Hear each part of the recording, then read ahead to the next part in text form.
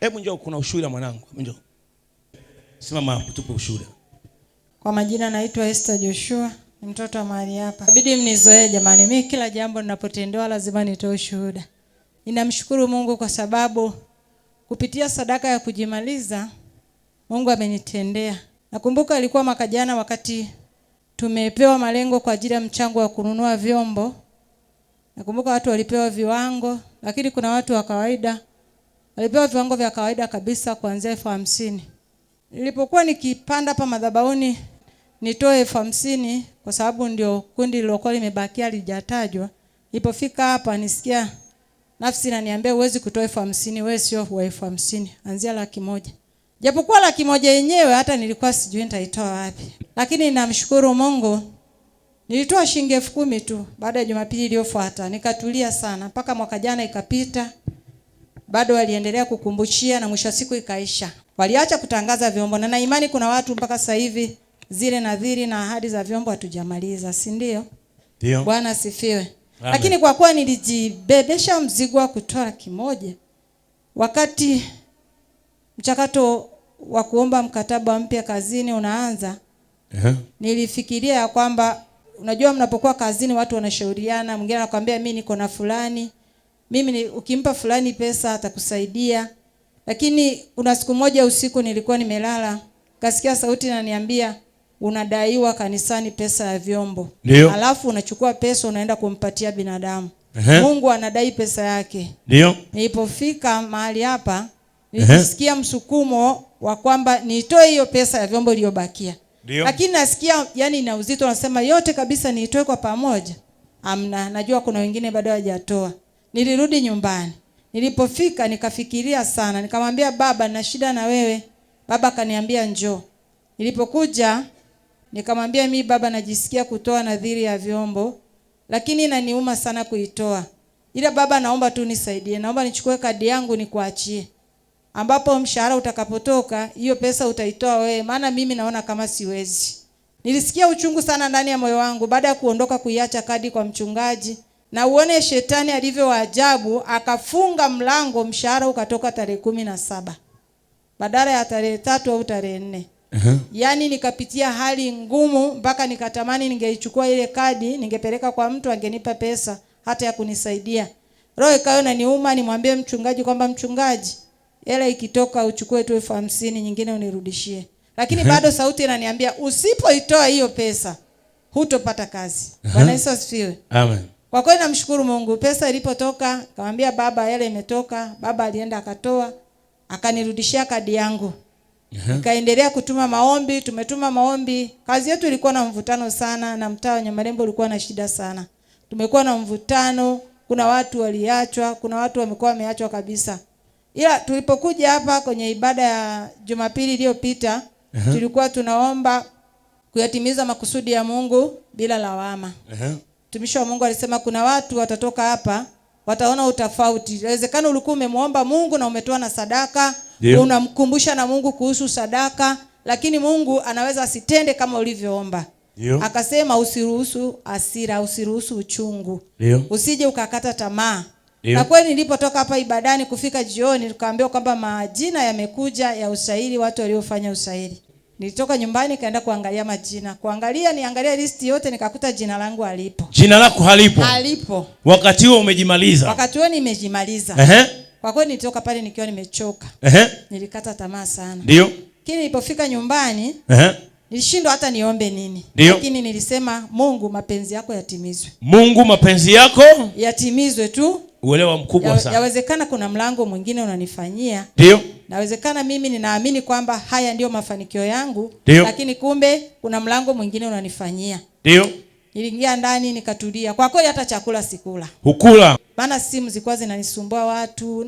Fulani sijui nini, nikawa nakata tu simu za watu. Lakini cha ajabu nilipofika muda wa saa 3, mimi saa ya kusali huwa ni saa 3. Ndio. Nilipoingia kwenye saa ya kusali, nilimshukuru Mungu tu. Maana hata maombi yalikuwa yaendi. Nisema Mungu asante, nikamshukuru, baadaye nikasema mapenzi yako yaendelee kutimizwa. Lakini wakati nimelala, nishangaa naanza kupigiwa simu. Ndio. Napigiwa simu na watu mbalimbali, viongozi. kwani wewe kwa nini jina lako halipo? Kwani wewe unaitwa nani? Ndio. Tuma majina yako matatu. Mwingine anapigia simu, wewe mbona unatusumbua sana? Kwa nini umekuwa ukiwa karibu na watu ambao wamekuwa kitusumbua? Simu zako zinatusumbua huku. Hebu tuma majina yako matatu huku bwana. Sasa mimi nikawa nikituma majina, lakini bado wanaendelea kunipigia simu, wananiambia, "Hili jina ndio ulikuwa unatumia siku zote?" Nikamwambia, "Jina ndio nilikuwa natumia siku zote, hilo." Ndio. "Mbona hili jina wakati tunaandika pale hatujaliona?" "Jina tuliloliona ni lingine." Nikamwambia, "Jina hili ndio ninatumia siku zote, naitwa Esther Joshua." "Tuma matatu." Nikatuma majina matatu na la babu yangu. Lakini bado wakawa wanaendelea kunisumbua. Nilipofika Jumatatu asubuhi nikaenda kazini. Kufika tu kazini, simu ikapigwa kazini kwamba wote tunatakiwa turudi tena kwenye usaili upya. Wote. Wakati walikuwa washafanya usaili. Walikuwa washafanya na majina. Na jina lako likatoka wewe haumo. Jina langu lilitoka Halimu. Ukawa haumo. Lilikuwa Halimu.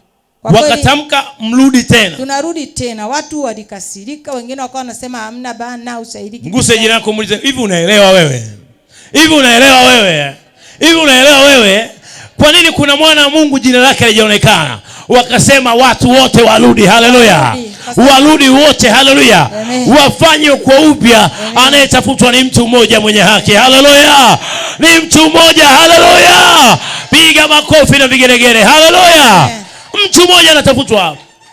Kwa kweli watu walivyorudi pale wengi walikuwa wameshakata tamaa. Ndio.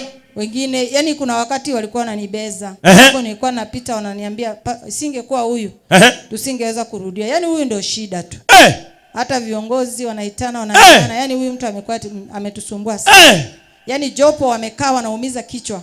Baada ya mtu mmoja tu. Ndio. Wanaumiza kichwa. Tafasiri inatupa kuna waliofanya ubaya juu yake, ila Mungu akageuza yawe mema. Haleluya. Na mtu aliyechukua nafasi yake, tafasiri ya kwamba alitoka ili yeye kae hapo. Mungu anageuza ubaya kuwa mema. Haleluya. Mungu akageuza na wewe. Haleluya. Mahali mfumo umekutema, kuna vitu havitaendelea mpaka haki yako itokee. Mpaka haki yako itokee. Mpaka haki yako itokee. Shauti haleluya. Sema ninakwenda. Sema nakwenda. Mpaka haki yako itokee.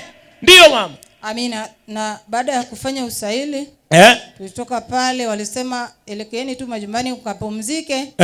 Baada kama ya masaa mawili mtarudi, majina yatakuwa yamebandikwa hapo. Kuwarudisha watu wafanye usaili kwa upya ni gharama zingine. Ndio. Gharama zingine hapo. Ndio. Manake kampuni inahusika na gharama zingine. Ndio. Sikiliza. Kwa vyovyote itakavyokuwa, kwa gharama yoyote, palipo na haki yako itatokea. Aidha nchi isimame, lakini mtu mmoja wa Mungu mambo yake atendewe. Haleluya. Itendeke kwako katika jina la Yesu Kristo. Sema amen. Ndio. Mimi nilivyomaliza usaili wala sikuwa na wasiwasi.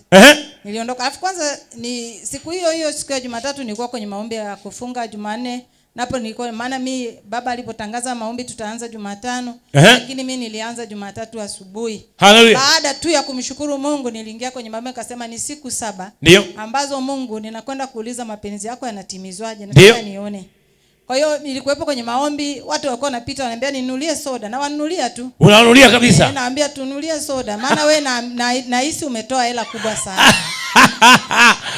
Watapata taarifa zako. Wataelewa. Haleluya. Na hawezi kuzuia tena. Haleluya. Ndio. Alafu cha ajabu sasa siku hiyo ya usaili mimi nilikuwa sina hela. Sasa nishangaa wakati tuko kwenye usaili pale, nikawa nataka ninunue salio la shilingi 500, nilikuwa na 500 kwenye Alopesa nilikuwa naikumbuka. Sasa nikasema ninunue dakika ili niwe na dakika kwenye simu yangu, nitakaporudi nyumbani nitaulizia matokeo. Wakati nanunua kifurushi naangalia salio lililobakia kwenye simu yangu ni 51,000. Ndio. Sasa nikajiuliza hii 51,000 imekujaje kwenye simu yangu na ili hali mimi sijapokea muamala. Ndio. Kumbe ni muamala ambao una wiki nzima kwenye simu yangu, mimi sielewi. Ndio. Alafu nikawa tu mimi nikawa nachekesha watu, jamani mimi na hela kwenye simu yangu afuata sijui imetoka wapi. Ndio. Wakawa wananiambia tununulie soda, nikamwambia ndio nipewe soda tu pale. Mbona mimi nawalipia tu. Sasa unaweza mbona wewe unatupa soda wewe haunywi? Nikamwambia mimi nimeshatosheka. Ndio. Nimetosheka mno. Kama na watania vile, mbona wewe umefurahi sana? Naambia hamna.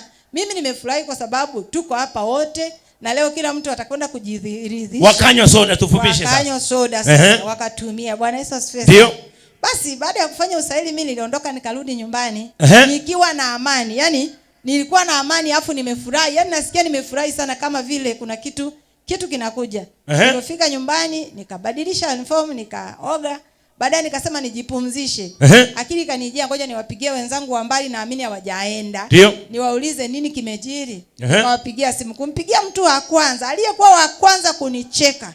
Aliyenicheka sana kwamba wewe pamoja na kubebwa na watu wakubwa unayosema kwamba wewe Mungu amekubeba. Maana wakati tunashauriana kazini kwamba tunapitia njia gani ili kupata kazi. Ndio. Wengine wako nasema nimebebwa na fulani. Mimi niliwaambia mjumbe wangu nishampa kadi anayo. Ndio. Wakaniambia unampa mjumbe kadi? Unamwaminije? Nikamwambia yani mimi mjumbe wangu kadi ipo huko. Nilishamalizana naye siku nyingi toka mwezi wa 4. Ndio. Nimempa kadi siku mpaka mimi nikifanikiwa ndo atanirudishia kadi. Kwa hiyo ulikuwa uelewi mimi namaanisha nini? Ndio. Sasa yeye alinicheka akaniambia, "Je, wewe ulisema mkabidhi mjumbe kadi?